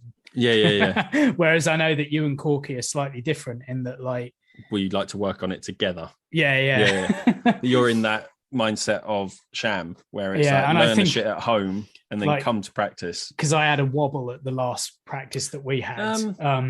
Because it was justified though, I think. Like from the practice previous to the one we had then that night, there wasn't a huge improvement like we were expecting. I suppose there was in the sense that the songs that we practiced at Corky's in the meantime, we managed to work on them and they sounded good. But the stuff that we'd been playing since day one hadn't seemed to have improved. So it was definitely a justified. It wasn't even a wobble. Like it wasn't a wobble. It was just like, I think also like I was still knackered. Oh, for sure. Like it was literally, what was it, like a couple of days after I'd come back or something. But I wouldn't have called it a wobble. It's like, look, it was like, we haven't made that much progress. I suggest we do this. Yeah. And then all of us started thinking, it was me. Like all of us. And you were like, no, it's because I haven't. And I'm like, no, it was me. I made like, because no, I haven't.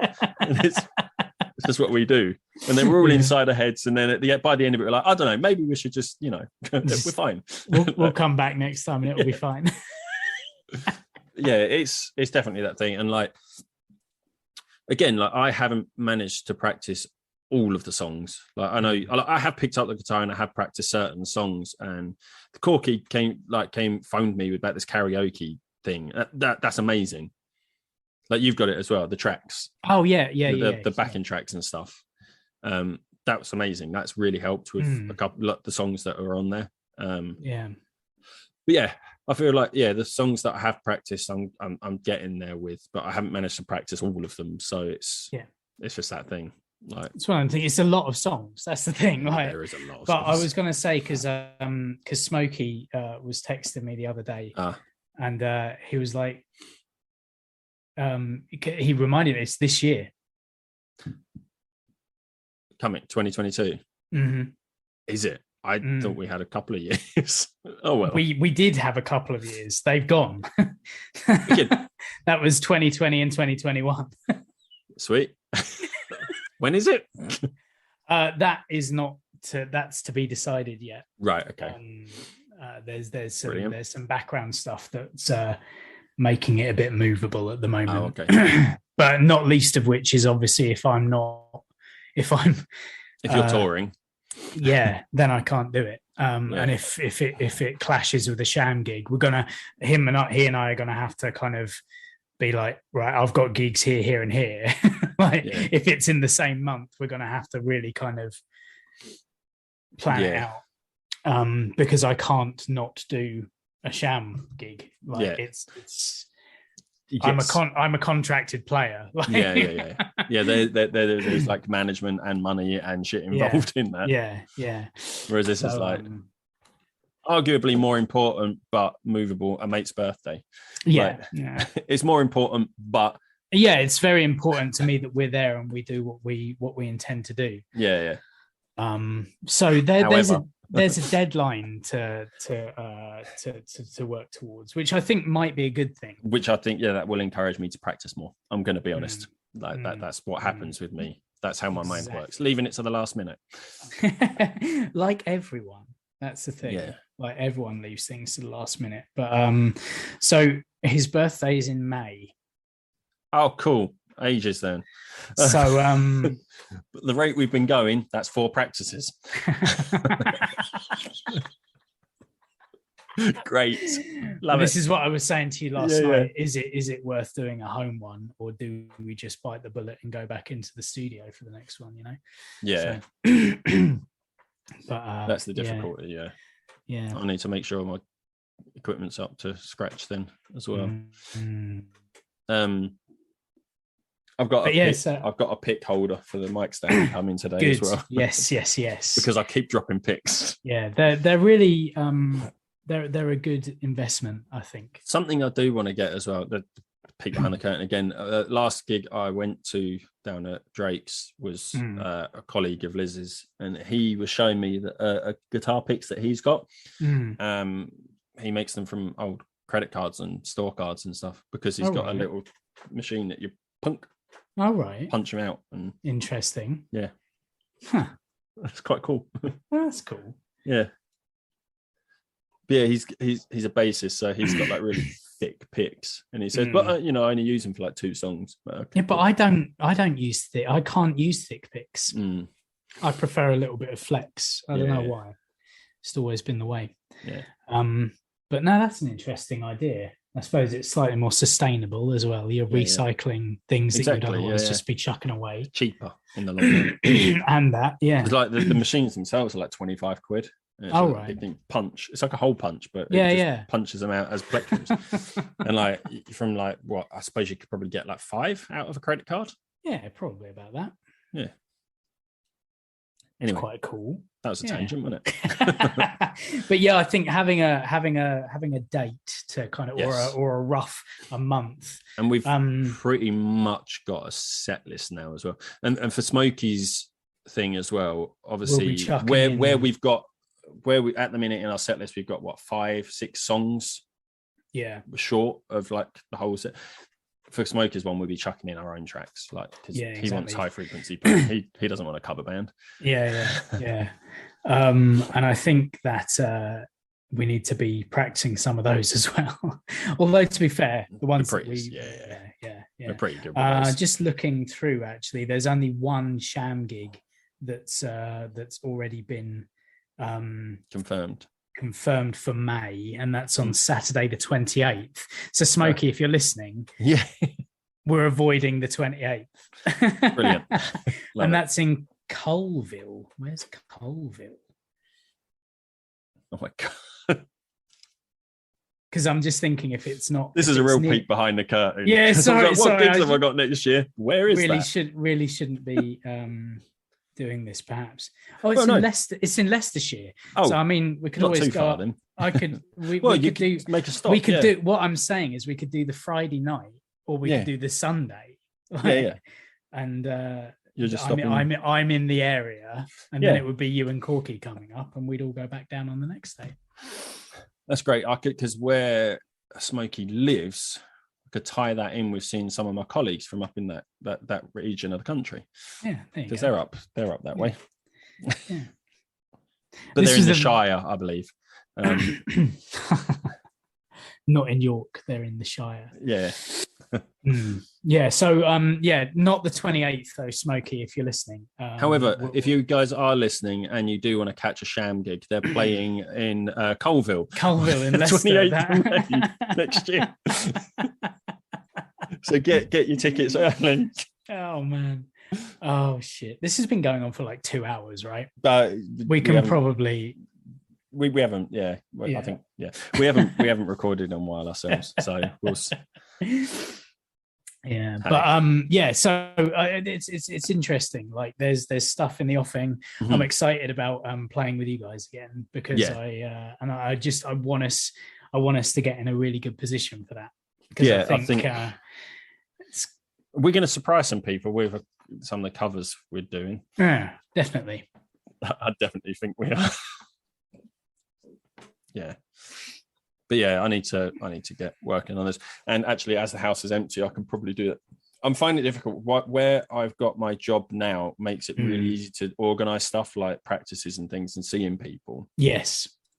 What it doesn't allow is time for me to practice because of our house. And when I'm at home, Liz is generally at home. Yeah. And like our downstairs is one room. So I can't go to a different room to practice. Yeah. Because she's there watching TV or whatever. Yeah. So. No, I totally get that. It's a tough juggling act, because while I had a month basically to learn all those Sham songs, and I was doing them every day for, I think it ended up being nearly 6 weeks. I was doing them every single day for 6 weeks. And Jo put up with it. Like she was like, I understand you've got to do this and all the rest of it. But I eventually started doing them during the day when I should have been working to save her from having to listen to it all the time, because I knew, as much as she's all right doing it, it was a ball ache. But I know that you can't do that because you're not freelance. Nope, that's it. And this is the, but equally, I'm not saying when I've been working at home and I should have been working, I haven't had my guitar there. I'm not saying I have done that. No, of course. I definitely have done that. Yeah. I really need to go to the toilet. So do I. So. Yeah. Yeah, you said we've been going for 2 hours. Yeah. I think this is about the time that we should stop and then record the intro afterwards. And exactly. Possibly an after the podcast as well. But we'll talk about that in a second. Yeah. So if not, there's a load of spoiler casts if there's not an after the podcast. Yeah, exactly. So okay. That is us pretty much all caught up. I'm sure there's loads of stuff we've missed out on. For sure. It's been 2 months. It's been 2 months. It's been a long time. But I've loved getting back Yes. Like I said to Andrew last time, I loved recording again. It felt so good. And I've definitely loved getting back and recording with you as well. Yes, indeed. It's been good fun. But yeah, and thank you again for holding down the fort. And no worries. Apologies for a scatterbrain. Is what it is, isn't it? Yeah. You know, you gave me a weekend off last time, so I appreciated that as well. Excellent. Anyway, so for that, for this time, we've learned some stuff. We've caught up. It's been good fun. I hope that you guys have enjoyed it as well. Got a bit out of it. But until next time, I've been Tom. I've been Ant. Bye.